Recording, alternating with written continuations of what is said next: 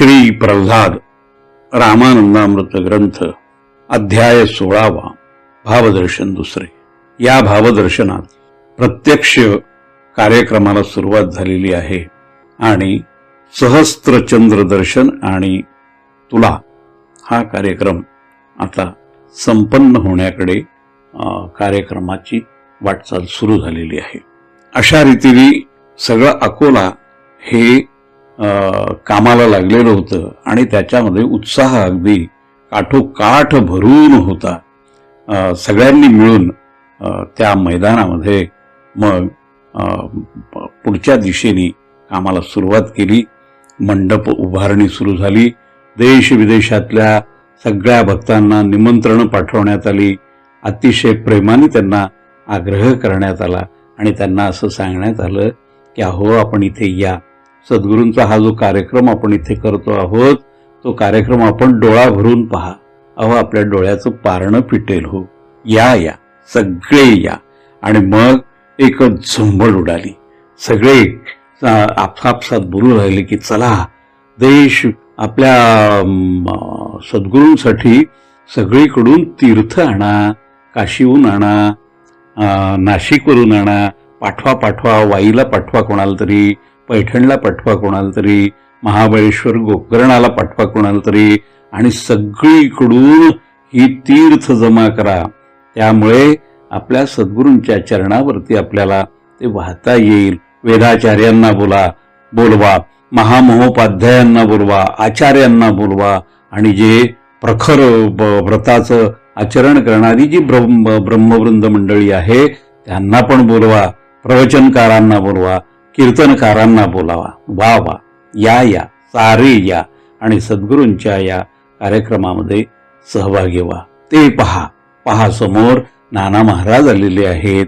हो, नाना महाराजांच्या पुढे हे कोण? हे तर विष्णू महाराज दिसत आहेत, हे कवीश्वर दिसत आहेत, दुंडी महाराज, आणि हे नाना कर्वे सुद्धा आलेले आहेत।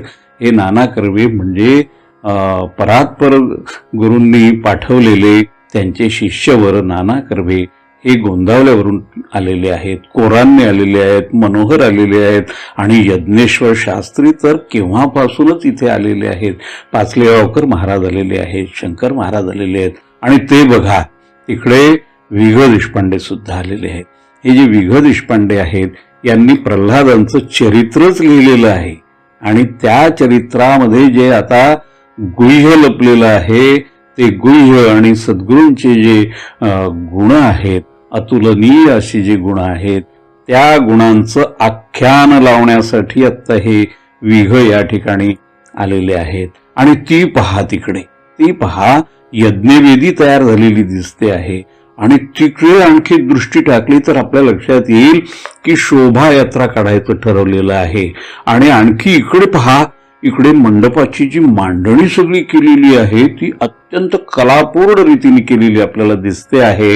हा जो भव्य देखावा या ठिकाणी निर्माण करण्यात आलेला आहे, डहाके नावाचे जे कलावंत आहेत त्यांच्या मनामध्ये या संगमरवरी दगडातला हा देखावा दिसावा म्हणून त्यांनी शुभ्र असा जो कापड वापरलेला आहे, अतिशय देखणं आहे हे सगळं।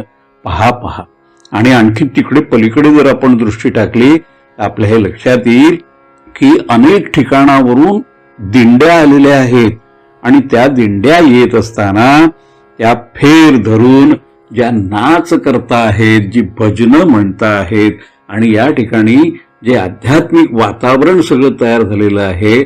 अहो पहा होय सगळं सद्गुरु चरणावरती हे सगळे धुंद होऊन लीन झालेली ही सगळी मंडळी पहा। आणि हे सगळं अकोल्यातलं वातावरण तिकडे स्वर्गलोकात देवलोकांना कळलेलं आहे, आणि ते कळल्यानंतर त्यांची पण धांदल उडून गेली आणि त्यांनी पण आकाशामध्ये गर्दी केली। दाटीवाटीने सगळे उभे राहिले आणि प्रल्हाद महाराजांचं हे जे कौतुक होत आहे ते कौतुक ते मनापासून बघू लागले। ते आकाशामध्ये जमलेले पाहून प्रल्हाद महाराजांनी त्यांच्याकडे पाहिलं। संकोच वाटला पण त्यांनी नमस्कार केला त्यांना। आणि आता हे भक्त मंडळीच्या मनात आहे आणि इथे अध्यात्माचं वातावरण तयार होत आहे, परमार्थाकडे सारे वळत आहेत, रामनामाकडे वळत आहेत, हे त्यांनी मनोमनी त्या देवांना सांगितलं आणि त्यांना प्रणाम केला. मग आणखीन दृष्टी जर अकोला शहरावरती जर आपण दृष्टी टाकली तर आपल्या असं लक्षात येतं की अरे, अकोल्यातल्या रस्त्यावरती झुंडी झुंडींनी ही सगळी भक्त इकडे तिकडे फिरतायत आणि फिरता फिरता त्यांच्या तोंडून जय जयकार निघतोय आहे सद्गुरू प्रल्हाद महाराजांचा. काय सुंदर दृश्य आहे हो.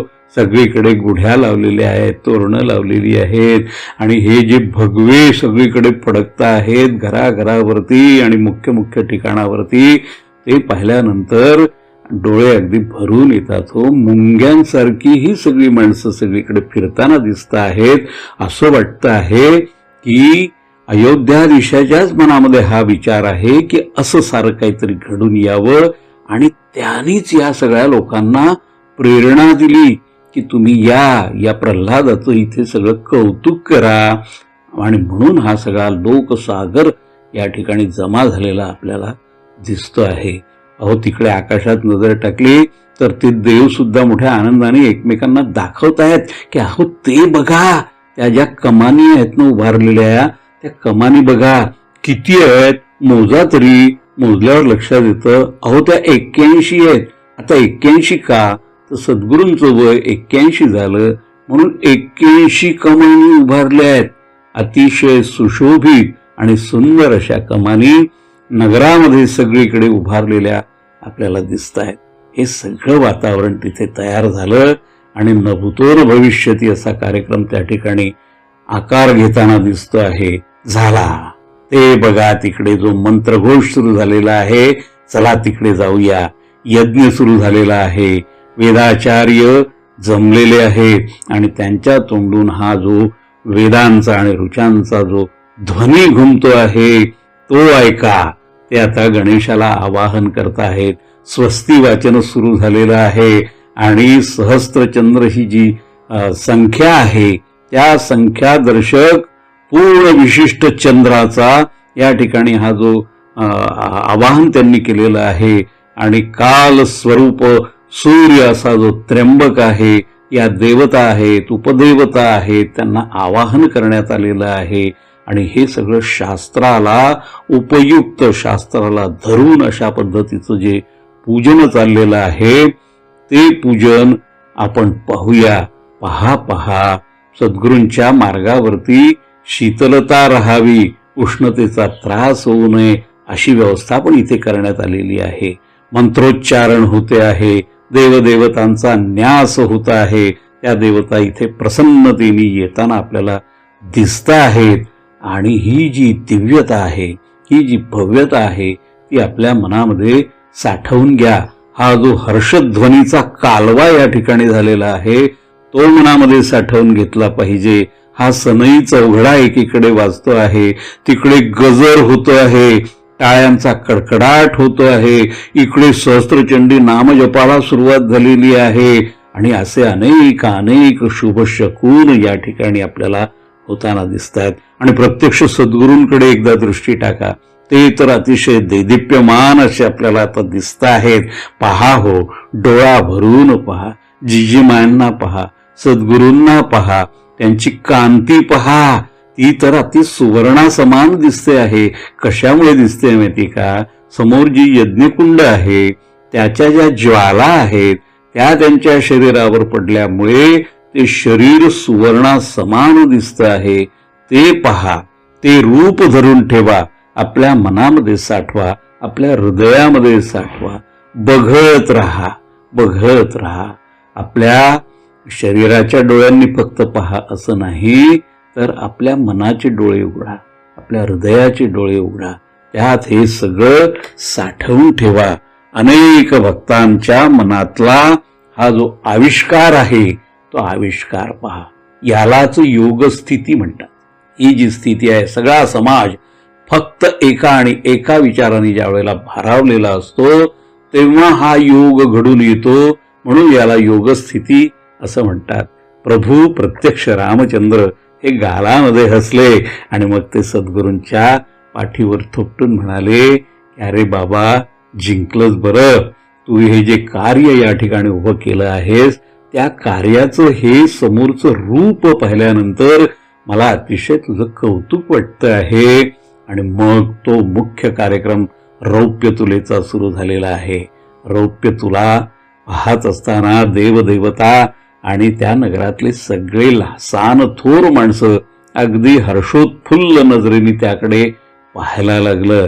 बघा, गुलाल उडवण्यात आला, तो आकाशामध्ये उडाला, दूरवर गेला, सगळीकडे गुलालच गुलाल झाला. फुले वर्षवण्यात आली, त्या फुलांचा वर्षाव करण्यात आला. विमानातून फुलांचा वर्षाव त्या ठिकाणी करण्यात आलेला आहे. एका परड्यामध्ये सद्गुरु मूर्तींना बसवण्यात आलेला आहे आणि दुसऱ्या परड्यामध्ये रौप्य मुद्रा टाकण्यात आल्या. टाकतच गेले, टाकतच गेले, टाकतच गेले आणि असं लक्षात आलं की अरे, तुला तर काही होतच नाही, काय बरं करावं आता आणखी आपल्याला रौप्य आणलं पाहिजे. जा जा कोणीतरी रौप्य आणा, रौप्य आणा. ही त्यांची अशी अवस्था पाहिली आणि जिजीमाय अगदी द्रवून गेल्यावर त्या आल्याजवळ त्या म्हणाले, थांबा हो, कुणीही कुठेही जाऊ नका. आणि त्यांनी मग एक तुलसीपत्र घेतलं आणि ते तुलसीपत्र दुसऱ्या पारड्यामध्ये टाकल्याबरोबर तुला झाली हो. आता हे जे तुलसीपत्र आहे याच्यामध्ये सर्व भक्तांची भक्ती साठवलेली होती. आणि आश्चर्य माहितीये का, जिजीमायच्या हाताला प्रत्यक्ष जानकी, प्रत्यक्ष सीतामाता यांनी धरल्याचं लक्षात आलं आहे. हे ज्यांना दिसलं ते धन्य होत, ते धन्य होत. हे सगळं देवांनी पाहिलं आणि तोंडात बोट घातलं की प्रत्यक्ष लक्ष्मी माता ही या कृष्णेला हाती धरते आहे. आणि हे पाहिल्याबरोबर त्यांचे डोळे अगदी भरून आले. हजार शिष्यांनी हे दृश्य पाहिलं आणि हरवूनच गेले, लोभावून गेले, विसरून गेले स्वतःला. आणि ते असं म्हणतात की आपलं आयुष्य आज कारणी लागलेलं आहे, आपल्या आयुष्याची इति कर्तव्यता झालेली आहे.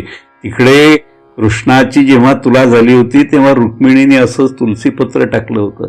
प्रल्हादांची जेव्हा तुला झाली तेव्हा या कृष्णाबाईंनी तेच इथे गिरवलेलं आहे, तेच तुलसीपत्र इथे टाकलेलं आहे आणि ही तुला या ठिकाणी झालेली आहे.